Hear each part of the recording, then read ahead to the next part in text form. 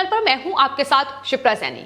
महाराष्ट्र में कोरोना का संकट बढ़ रहा है, लोग अपनी जान गंवा रहे हैं, लेकिन महाराष्ट्र की सत्ता पर काबिज महाविकास आघाड़ी सरकार की लापरवाही और नाकामी कम होने का नाम नहीं ले रही है। और अब महाराष्ट्र के मुख्यमंत्री उद्धव ठाकरे ने कोविड को मोहरा बनाकर पश्चिम बंगाल में बीजेपी का खेल बिगाड़ने की कोशिश कर रहे हैं। और अब ऑक्सीजन की आपूर्ति को लेकर महाराष्ट्र के मुख्यमंत्री कार्यालय की ओर से जो बयान सामने आया है वो लगातार उद्धव ठाकरे की फजीहत के तौर पर सामने आ रहा है। महाराष्ट्र के मुख्यमंत्री कार्यालय की ओर से जो स्टेटमेंट सामने आया है उसमें कहा गया है कि ऑक्सीजन की सप्लाई करने के लिए उद्धव ठाकरे ने प्रधानमंत्री कार्यालय में फोन किया था, प्रधानमंत्री से बातचीत करनी थी, लेकिन प्रधानमंत्री कार्यालय की ओर से यह जवाब दिया गया कि पश्चिम बंगाल में फिलहाल प्रधानमंत्री हैं और वहां अभी रैली कर रहे हैं, वो बाद में बात करेंगे। इस बात का जिक्र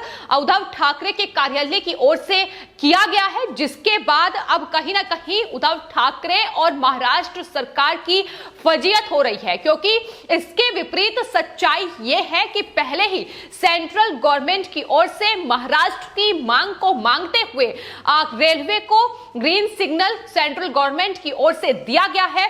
ऑक्सीजन की सप्लाई, जो लिक्विड ऑक्सीजन है उसकी सप्लाई रेलवे के द्वारा की जाएगी, ये पहले ही मंजूरी दे दी गई है।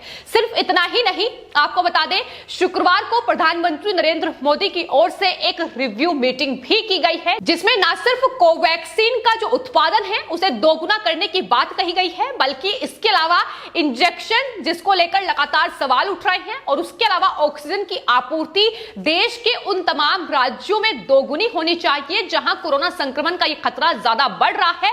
इसके साफ निर्देश जो अधिकारी हैं उन्हें दे दिए गए हैं, जिसमें महाराष्ट्र का जिक्र भी प्रधानमंत्री नरेंद्र मोदी की ओर से किया गया है। तो जाहिर तौर पर केंद्र सरकार लगातार इस बात को लेकर बेहद गंभीर है कि देश के उन राज्यों में जहां कोरोना संक्रमण का खतरा ज्यादा बढ़ रहा है, लोग लगातार ऑक्सीजन की कमी से जूझ रहे हैं, लोगों की जान जा रही है, वहां ऑक्सीजन की जो सप्लाई है उसे दोगुना कर दिया जाए। और प्रधानमंत्री ने अधिकारियों को यह निर्देश दिया है कि अप्रैल तक ऑक्सीजन को की जो सप्लाई है वो देश के उन 12 राज्यों में हो जानी चाहिए जहां लोग लगातार ऑक्सीजन की कमी के कारण जूझ रहे हैं। तो जाहिर तौर पर सच्चाई सामने है, लेकिन उद्धव ठाकरे सरकार की कोशिश ये है कि केंद्र सरकार को कोविड के चलते घेरा जाए। पश्चिम बंगाल में जिस तरीके से बीजेपी की जीत का बिगुल कहीं ना कहीं बजता नजर आ रहा है, और शिवसेना पहले ही पश्चिम बंगाल में ममता बनर्जी को समर्थन कर चुकी है। अब उद्धव ठाकरे की ओर से जिस तरीके की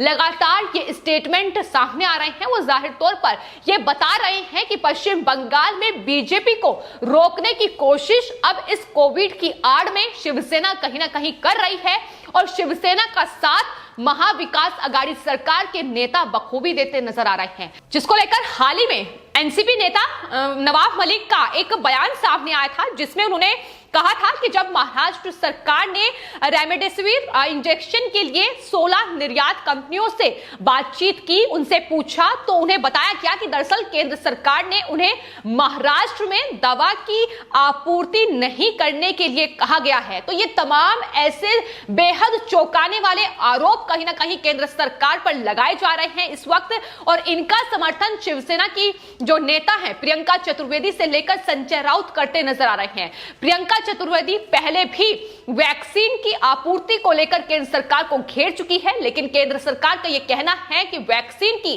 कोई कमी नहीं है, ज्यादा से ज्यादा लोग वैक्सीन की डोज लगवाएं, यही केंद्र सरकार की अपील भी है। लेकिन जाहिर तौर पर अपनी नाकामी छिपाने के लिए ये तमाम चीजें फिलहाल शिवसेना और कहीं ना कहीं महाराष्ट्र की सत्ताधारी जो पार्टियां हैं, फिर चाहे वो एनसीपी हो, कांग्रेस पार्टी हो, ये महाराष्ट्र में करती नजर आ रही है। महाराष्ट्र में जिस तरीके के हालात फिलहाल कोविड को लेकर बने हुए हैं, लगातार जो सवाल है वो महाराष्ट्र सरकार, मुख्यमंत्री उद्धव ठाकरे पर ही उठ रहे हैं कि आखिर उन्होंने पहले ही कोविड को लेकर सही मैनेजमेंट क्यों नहीं किया, क्यों कोविड प्रोटोकॉल का पालन लोगों से नहीं कराया गया, और अब जब संकट बढ़ चुका है तो अपनी लापरवाही और नाकामी लगातार उसका ठीकरा केंद्र सरकार पर फोड़ा जा रहा है। और जिस तरीके से महाराष्ट्र में संक्रमण बढ़ रहा है, संजय संजय राउत जैसे नेता लगातार इसका ठीकरा भी केंद्र सरकार और देश के दूसरे राज्यों पर फोड़ते नजर आ रहे हैं। लेकिन सच्चाई यह है कि महाराष्ट्र में जिस तरीके से आंकड़े सामने आ रहे हैं, सबसे ज्यादा आंकड़े देश के अगर किसी राज्य में सामने आ रहे हैं कोरोना संक्रमित लोगों के, तो वो है महाराष्ट्र।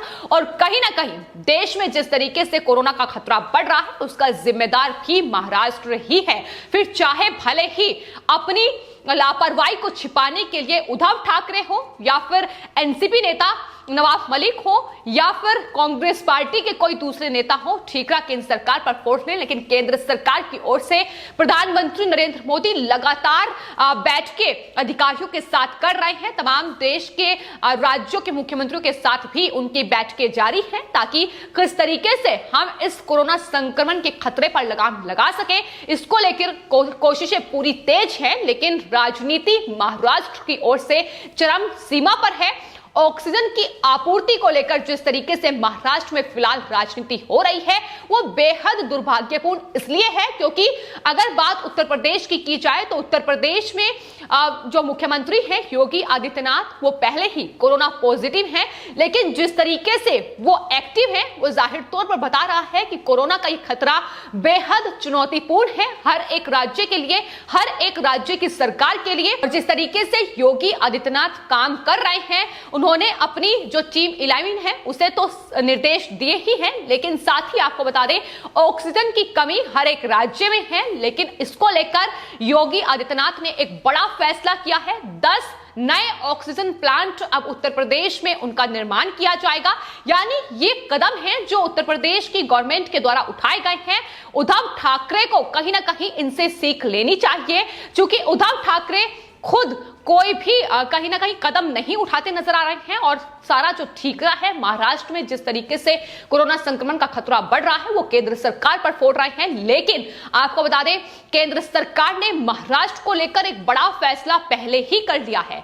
वैक्सीन को लेकर जो राजनीति महाराष्ट्र सरकार खेलती नजर आ रही है, महाराष्ट्र सरकार की मांग को मांगते हुए अब कोवैक्सीन का उत्पादन मुंबई में किया जाएगा। मुंबई के एक मेडिकल इंस्टीट्यूट में कोवैक्सीन का उत्पादन होगा। इसकी मंजूरी केंद्र सरकार की ओर से दे दी गई है, जिसको लेकर हाल ही में उद्धव ठाकरे ने प्रधानमंत्री नरेंद्र मोदी का भी धन्यवाद किया। लेकिन उसके बाद भी राजनीति किस तरीके से करने की कोशिश की जा रही है, ये लगातार कहीं ना कहीं महाराष्ट्र सरकार, महाविकास आघाड़ी सरकार के नेता और मंत्रियों के बयानों में साफ तौर पर झलकता नजर आ रहा है।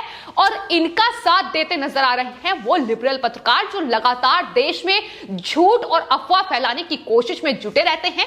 इसमें सबसे ऊपर है राजदीप सरदेसाई। उनका ट्वीट सामने आया है जिसमें उन्होंने उद्धव ठाकरे सरकार के इस स्टेटमेंट का जिक्र किया है कि दरअसल पश्चिम बंगाल की रैलियों में प्रधानमंत्री व्यस्त हैं और वो उद्धव ठाकरे से बाद में बात करेंगे। तो इस तरीके से लगातार लोगों के बीच कहीं ना कहीं भ्रम फैलाने की कोशिश इनकी है, ताकि बीजेपी का पश्चिम बंगाल में जो कहीं ना कहीं जो एक चुनावी रन है जिसमें वो लगातार कोशिश कर रही है अब जीतने की, उसे रोका जा सके, कोशिश यही है। लेकिन फिलहाल जिस तरीके से महाराष्ट्र सरकार बेनकाब हो रही है, जाहिर तौर पर उद्धव ठाकरे से सवाल ये भी पूछे जा रहे हैं कि वो प्रधानमंत्री नरेंद्र मोदी को महाराष्ट्र में कोरोना संक्रमण को लेकर जिम्मेदार ठहरा रहे हैं। लेकिन क्या उद्धव ठाकरे ये जवाब देंगे कि आखिर उन्होंने 15 दिन पहले प्रधानमंत्री नरेंद्र मोदी को कॉल क्यों नहीं किया जब महाराष्ट्र में यह संक्रमण का खतरा बढ़ रहा था?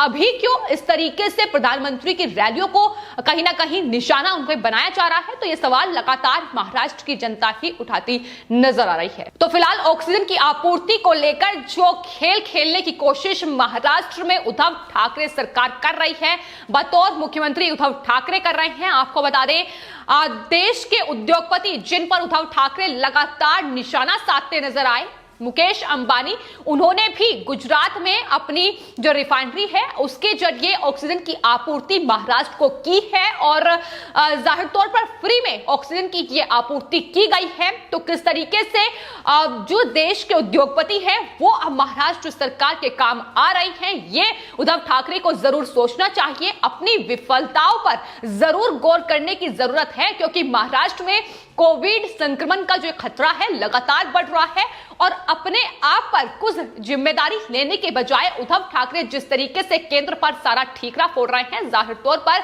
उन्हें आने वाले वक्त में इसका खामियाजा भुगतना पड़ सकता है। फिलहाल आपकी इस पूरे मामले पर क्या राय है, हमें कमेंट बॉक्स में जरूर लिखें और चैनल को सब्सक्राइब करें। धन्यवाद।